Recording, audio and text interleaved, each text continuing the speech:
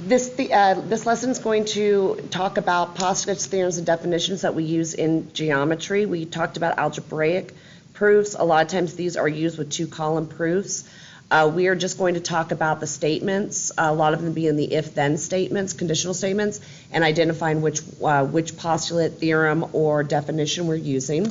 First, we're going to start off with our warm-up. We have M is the midpoint. So we need to see midpoint, knowing that we're going to have a segment with two congruent parts. It's going to be a midpoint of segment FG, and here are our measurements. Here, all they want us to do is solve for y, so we don't have to do any of our substitution property. First things first, we need to draw our diagram. So if we draw out segment FG with our endpoints, M is going to be that midpoint. To make sure that we see it as a midpoint, we need to put our congruent tick marks. From FM, we have 5y plus 13. MG right here is going to be 5 minus 3y. Because these segments are congruent, the measurements will be equal.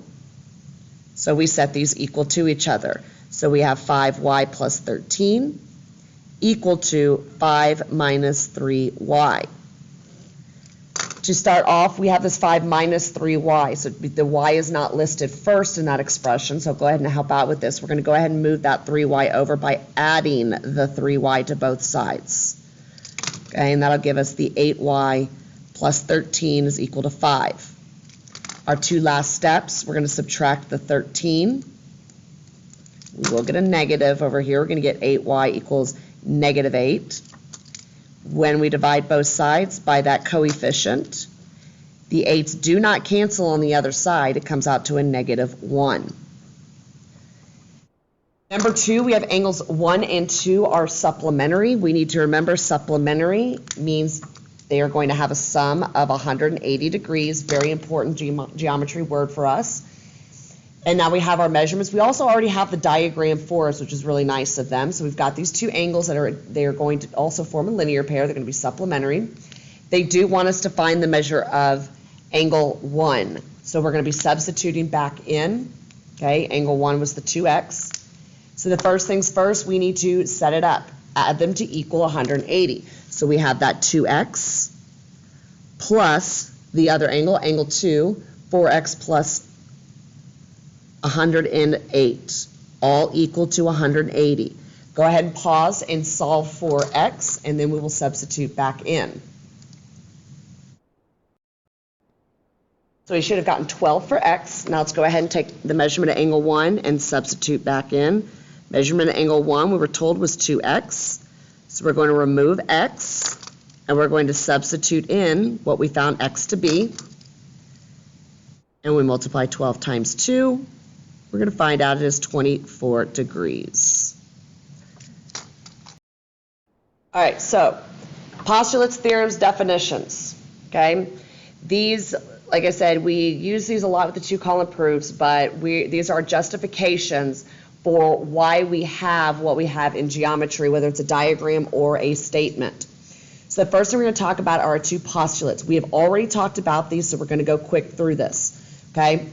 Your segment addition postulate says that if you've got a point between, there's that word between, two other points, you're going to have a part plus part equals whole situation.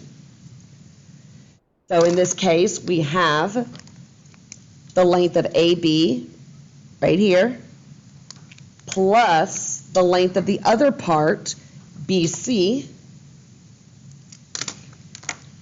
This will equal the whole entire segment of AC. Part plus part equals whole.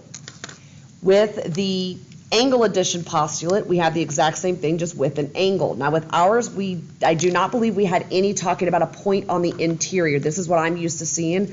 You've got a point D lies in the interior of angle ABC. That just means here's ABC, angle ABC. D is somewhere inside this angle, and then we're going to draw a ray through it. We're used to seeing ray BD as an angle bisector, but we do also have this. So then what ends up happening is then the measure of angle ABD, right here, part, plus your other part, the measure of angle DBC,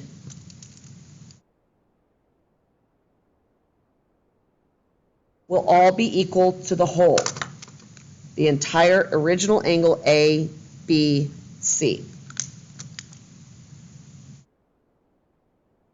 Okay, not spend a lot of time on this because we've already learned this. Now, we're going to talk about three theorems. The first one's going to be your complement theorem. Your complement theorem deals with complementary angles. In a little bit, we're going to see the definition as well. We need to notice the difference between the two. Okay, here, your complement theorem, you're going to see words that are saying something about two adjacent angles or two angles forming a right angle. So you're looking for right angle. Then the angles are complementary. So you're looking for two angles being a right angle and two angles being complementary. Okay, that's going to be the theorem, complement theorem. Your supplement theorem is going to state that if you have two angles that form a linear pair, then the angles are supplementary. Okay, so we're looking at linear pair, supplementary. We're looking actually at two angles being a kind of angle, right angle or linear pair, and then them being complementary or supplementary. I'll bring these back up in a minute. The vertical angles theorem is saying if you have two angles that are vertical angles, then the angles are congruent. Okay, and this should be a congruent symbol. We're going to have a couple of different congruent symbols and a couple things we're going to have to change with the print. So we got two, hey, these two angles are vertical, then they are congruent. This is going to be your vertical angles theorem. Definitions. Your definition of a right angle. The words you've always used when talking about what do you know about a right angle? It's 90 degrees. So that's exactly what this is. If angle ABC is a right angle, then the measure of angle ABC equals 90 degrees. Conditional statement, if then. The converse, we switch the hypothesis and conclusion around. If the angle ABC equals 90 degrees, then it's a right angle. There's some little errors here too. It's just me being OCD. So whether I say, hey, this is a right angle, it measures 90 degrees, or hey, this angle measures 90 degrees, it's a right angle. This is your definition, exactly what we've known. Definition of perpendicular lines. The statement over here is not going to follow exactly this diagram because it does have the line symbol above it instead of the ray. But we're looking at if two things are two lines, segments, rays, that they are perpendicular, then they form a right angle. Okay, that is the definition of perpendicular. Two lines are an intersection that's going to form a right angle or 90 degrees. So there we have our perpendicular symbol, or you might see the word perpendicular. All right, we talked about the complement theorem. Now let's talk about the definition of complementary angles and what the difference is.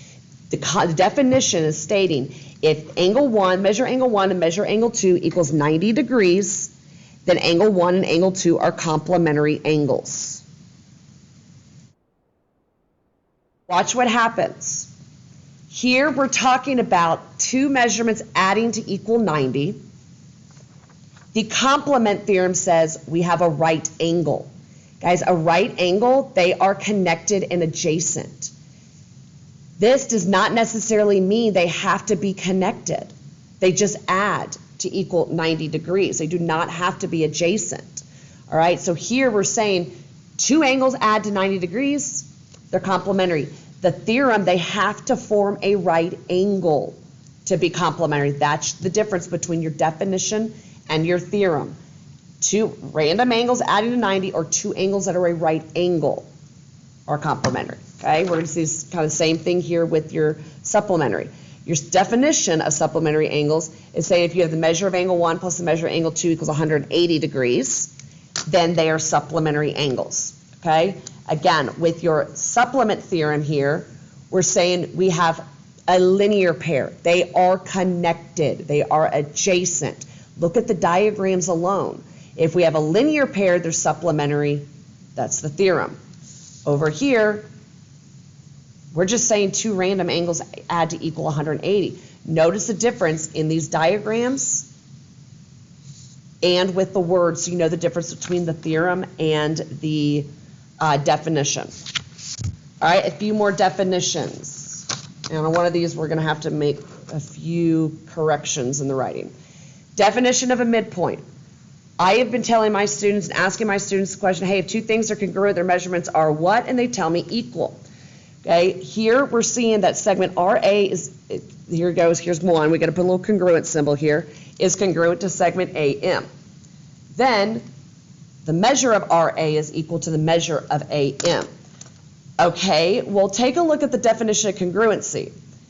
Segment JK is congruent to segment LM, or their measurements are equal. So other than the if-then statement, which technically this should have the if-then, but what else is the difference? How do you know if it's the midpoint or just two congruent segments? Easy. Check this out. You see the midpoint here? Look at the name of the segments that are congruent. They share that point. Their measurements share that letter. That is how you know that they are connected and share, kind of like with the supplementary angles definition in the theorem, and whether they're connected or not. Here it's easier because you can see the letter in common. Down here, there's no letter in common. Okay, so these are just random congruent segments. So there's the definition of congruency. I mean, the good news is they're different words too. Okay, but look for that common letter that tells you it's midpoint. Your angle bisector, okay, the only big things here is we've got some letter misrepresentation here. We're saying that if ray, and those letters should be capitalized, ray SW bisects, this should say angle RST. So let's make that correction. These next two are a lot of corrections to make. Okay, so this ray is bisecting. We know that bisecting means cutting that angle in half. Then the measure of angle RSW is congruent to angle WST. Sorry, the angles are congruent or their measurements are equal. Again, we're seeing this word bisect. Okay, so there's bisecting an angle. That is the definition of an angle bisector. All right, get ready for some more corrections. We got a lot of corrections. Before we even start this one, these are the corrections that I want you to make. I want you just to cross this entire thing out here. And this entire thing, we're going to rewrite it. This should say segment AB is congruent to segment BC. Make sure we have those segment bars. Down here, we're going to talk about the measurements. AB is equal to BC. Okay, pause it if you need to. Make those corrections so we can read this correctly and it matches the picture. We're saying here that if line L bisects, so we have a line bisecting a segment, definition of a segment bisector. Anything bisecting a segment bisector, okay? We also need to notice here that B is where that midpoint would be, but we don't just have a midpoint. We actually have something going through cutting it, a line or a ray or another segment. We're going to have that common letter again, okay? That common letter saying that we're cutting this in half, so we have two congruent parts whose measurements are equal. Sorry about all that confusion with crossing it off. Now, we talk about here, so now we're going to go ahead and apply these definitions and theorems and postulates we talked about. In problem 1 of the warm-up, why do you know that segment FM is congruent to segment MG? Okay, so how did we know that these were congruent? Midpoint.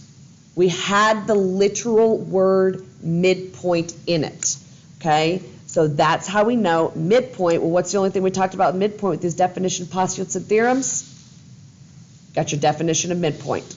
So how did we know? The problem told us there was a midpoint. So here we're going to go ahead and abbreviate definition of midpoint. In problem 2, how did we know that the measure of angle 1 plus the measure of angle 2 equaled 180 degrees? Because they told us it was supplementary. So let's look at the theorem and let's look at the definition with our supplementary. Here, supplementary said, hey, we have a linear pair, so they're supplementary. The definition, by my definition page, the definition of supplementary angles said they add to 180, they're supplementary. So did it say linear pair supplementary or 180 supplementary? We have that they add to 180. So this is actually our definition of supplementary angles. I'm going to abbreviate it. Okay, definition of supplementary angles. Because we are adding to equal 180, and it said the word supplementary. Now we're going to use, this does tell us we want to use our definitions, okay? And we want to, based on this diagram and what they're telling us, which definition are we using? So letter A says if angle ABE is a right angle, so ABE is a right angle, then the measurement is 90 degrees. That's straight up the definition of a right angle. A right angle measures 90 degrees.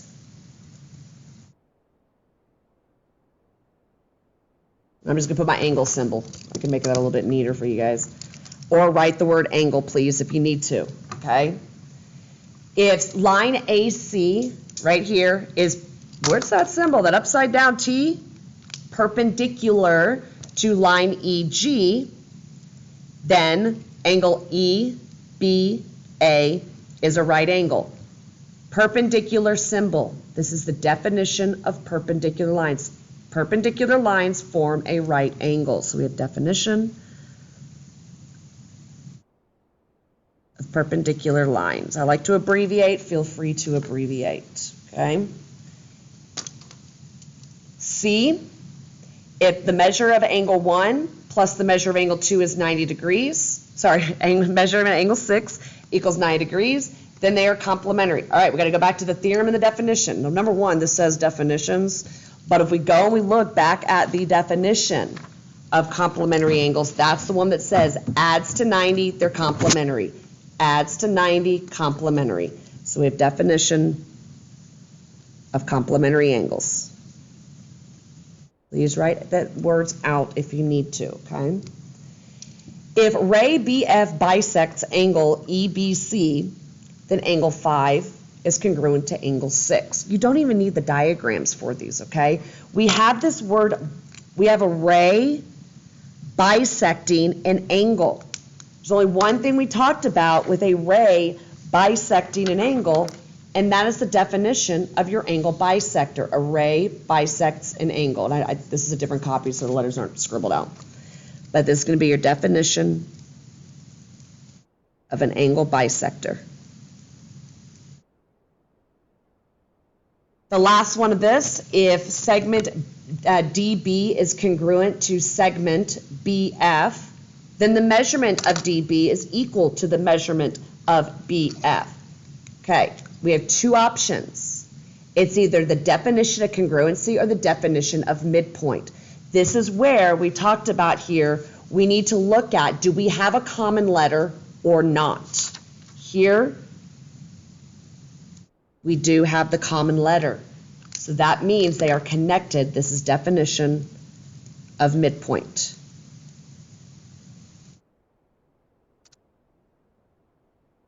All right. One last page, just practicing. Now we're going to have a jumbled up thing. We've got the same diagram, but again, we don't necessarily need to look at the diagram for this. We have all these different options here. I'm going to zoom out so we can see all of them, hopefully, on one page.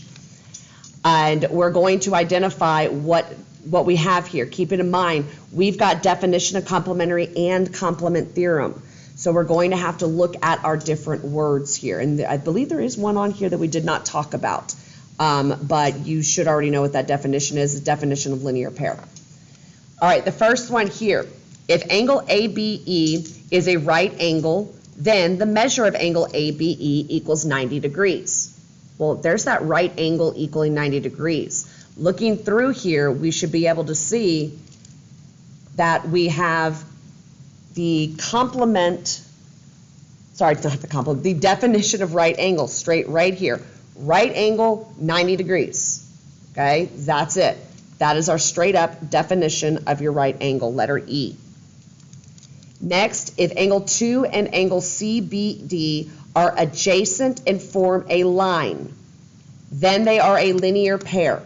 This is one that we did not talk about earlier, but we are saying If two angles are adjacent and form a line, they are a linear pair. That is a straight definition that we gave you guys whenever we were learning about linear pairs. So we have your A definition of a linear pair. The next one says if line AC is perpendicular to line EG, then angle EBA is a right angle. There is your perpendicular symbol. Only one of these we talked about with perpendicular. And that's going to be your definition of perpendicular, letter D. All right, if angle 1 and angle 2 are complementary, then the measure of angle 1, the measure of angle 2 are 90 degrees. Two angles add to equal 90 degrees. They are complementary. Does it say anything about a right angle? Anything about being adjacent? No. So this goes back to two angles add to 90 degrees. They're complementary. It's just the converse. We switched it around. If two angles are complementary, they add to 90. So that right there is our definition of complementary angles. Letter F. Next, we have if the measure of angle 2 and the measure of angle CBD equals 180 degrees, then angle 2 and angle CBD are supplementary. So we're adding two angles to 180 and saying they're supplementary. There's that supplementary word. Let's look at the supplement theorem and the definition. The supplement theorem says linear pair supplementary. The definition says add to 180 supplementary. Here we are adding to 180 supplementary. So this is going to be our definition of supplementary angles. Now we have if angle 5 and angle 6 form a right angle, then angle 5 and 6 are complementary. Complementary again, but didn't say we couldn't use one of these more than once, right?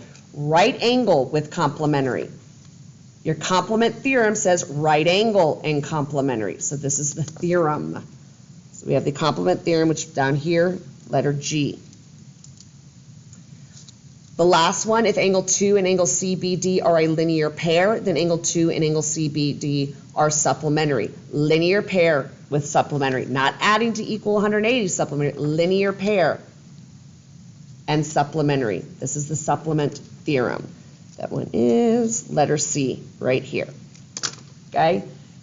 With these, the best idea is just with those ones, the complement and supplement theorem and those definitions, get to know those basic words, those adding to equal 90 or 180, or do we have right angle or a linear pair, and then looking at your congruency and your midpoint, making sure you're finding that common letter. If you have any questions, please ask your teacher.